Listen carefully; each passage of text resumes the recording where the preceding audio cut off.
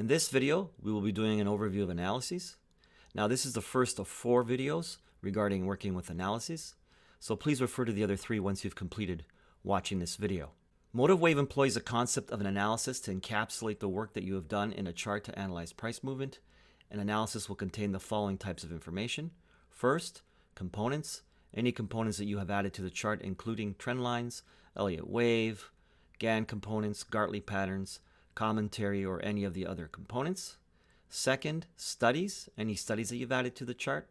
And third, any time or price guides, and these are the guides that you've added to the horizontal or vertical axes. Now, there is a key point here, and that is that the default analysis name for your work is a primary analysis, and every instrument has its own primary analysis. You can create an alternate analysis allowing you to have different analysis on that chart without the primary analysis being updated, so that they remain separate different analyses. In MotiveWave, anytime you create a new chart, the default analysis becomes a primary analysis.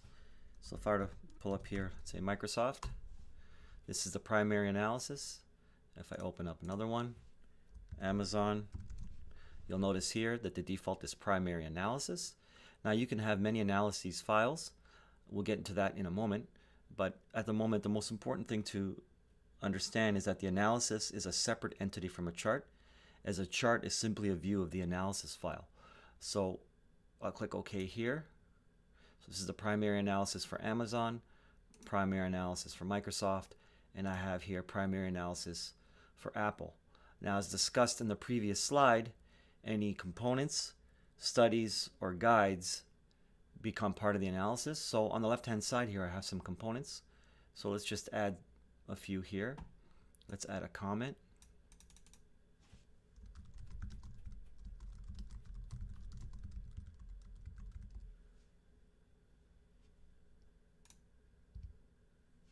Let's just make that a bit bigger. Oops. Okay.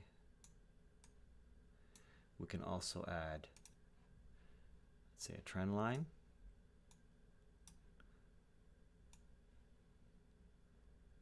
We can also add a study.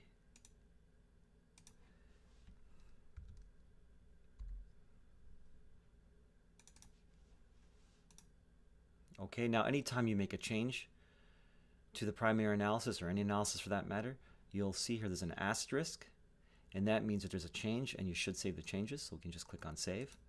Now, don't worry about this alternate analysis. We'll get into that. We'll touch upon it in this video, and we'll get to further details in subsequent videos. Now, we can also add guides, as mentioned in the previous slide. So let's see if we can add a guide here.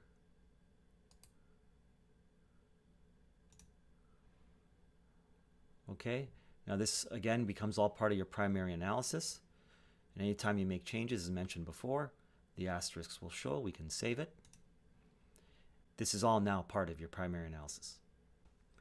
As mentioned before, an analysis is a separate entity from a chart, and a chart is a view of an analysis file, and this has numerous advantages. First, view in multiple time frames. A single analysis can be viewed at multiple time frames simultaneously. You can have several open charts that reference the same analysis and edit them from each chart. 2, alternate analysis. Each instrument can have any number of analyses. The name of an analysis is scoped to the instrument, so it does not have to be unique across symbols. 3, saved in the repository. You can save an analysis and load it after a chart has been closed. And 4, share with other people. Analyses can be exported in XML format and shared with other MotiveWave users. And you can also share analyses using the Analyses Sources feature. Now, there is a separate video titled Repository Analysis Sources if you're interested in using the Analysis Sources feature. So now let's go back to MotiveWave so that we can illustrate these points. Okay, so here we are back in MotiveWave, and you'll see that the analysis that we created before is still here. So let's go over the first point. The first point was the ability to view in multiple time frames. So right now we have a daily chart, and if I were to open up a separate chart for Apple and put this on, let's say, weekly. Let's open that up a bit and open up another chart and maybe make this one monthly and open that up a bit. Okay, the first thing you'll notice between these two is that even though, actually all three charts, even though they're different time frames, the analysis carries over from the daily or wherever it was drawn.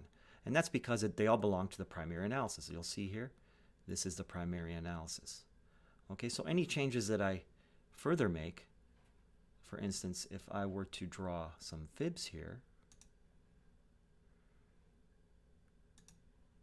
from here to here, now the other charts for the same symbol or instrument with the same analysis shows. So this is on the weekly, this is on the monthly, and this is on here on the daily.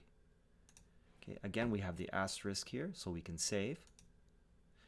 And now it's saved on all the windows. If I, again, bring up the windows, you'll notice them here on the weekly and here on the monthly. Now, any edits, for instance, if I were to move it, again, is reflected across that instrument and that specific analysis. Okay, so let's save. Let's close these up and move on to point number 2.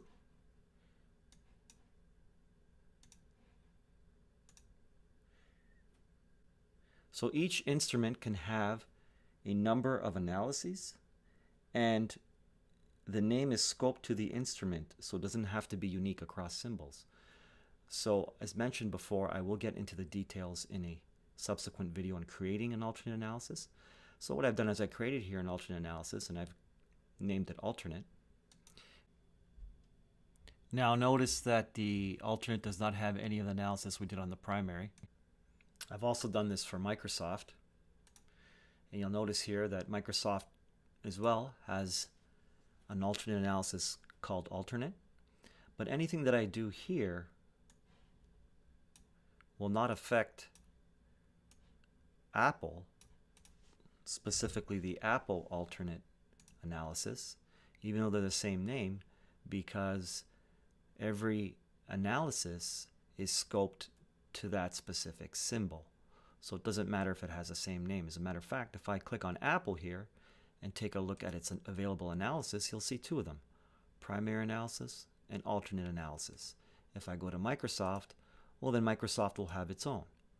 In this case, it actually has 3 of them. There's primary, there's alternate, and there's another one called alternate 1, which I'm not showing right now.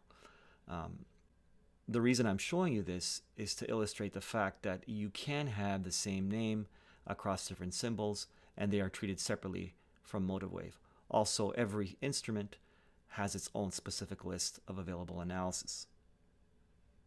Now, these are saved in the repository, so again, there are more videos regarding the repository, but what that basically means is that any analysis that you make, new analysis, they're saved along with your workspace. So anytime you load up MotiveWave, those will become available to you in future sessions. Now, for the last point with sharing with other people, you can click on File, Chart, and Export Analysis, as well as Import Analysis for that matter, with other MotiveWave users. It's just a matter of selecting the analysis you want to export and then exporting it. We will get into this in a separate video as well, but just for now, I just wanted to give you a high-level overview of the functionalities. Okay? As a recap, I thought I'd show you the following diagram, which illustrates the relationship between charts and analyses. So what we have here are 4 charts. We have chart A, chart B, chart C, and then we have the chart in the console.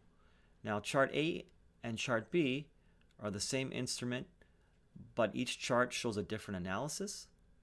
So you'll see here that this instrument, being instrument 1, has its own set of analysis files. So in this case, it has primary analysis, alternate 1 and alternate 2. We're not showing alternate 2, we're only showing the primary and the alternate 1. And instrument 2 has 2 charts, but each chart shows the same analysis. So primary analysis on chart C and primary analysis on the chart in the console. It has 2 analysis files. One is the primary analysis and one is the alternate 1. Again, the alternate 1 here in this case is not being shown. These files are saved to the local database, And therefore, being that they're scoped by instrument, the fact that this one here for instrument 1 is called alternate 1, and this one here, which is called alternate 1 for instrument 2, they do not conflict because they are saved separately. Okay, and then we have the functionality to import and export from the file system and XML format. Okay, so that wraps up this video, and please refer to the subsequent videos on working with analyses.